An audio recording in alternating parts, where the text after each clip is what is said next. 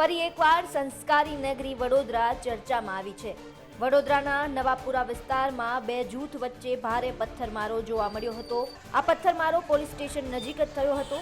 વડોદરાના રાજમહેલ રોડ પર mobile shop ધરાવતા જતીન પટેલ નામના યુવક પોતાના મોબાઈલ શોપની એસેસરીઝની સ્કીમ માટે ઇન્સ્ટાગ્રામ પર લાઈવ કરી રહ્યા હતા।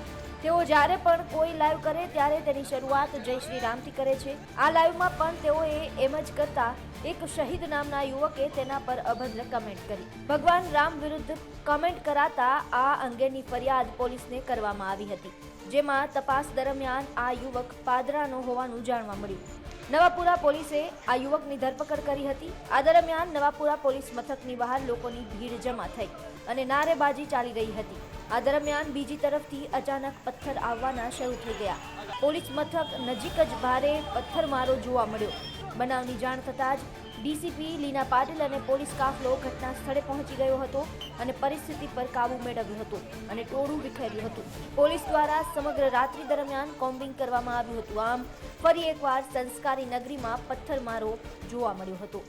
વડોદરાથી દિગ્વિજય પાઠકનો અહેવાલ, ગુજરાત તક।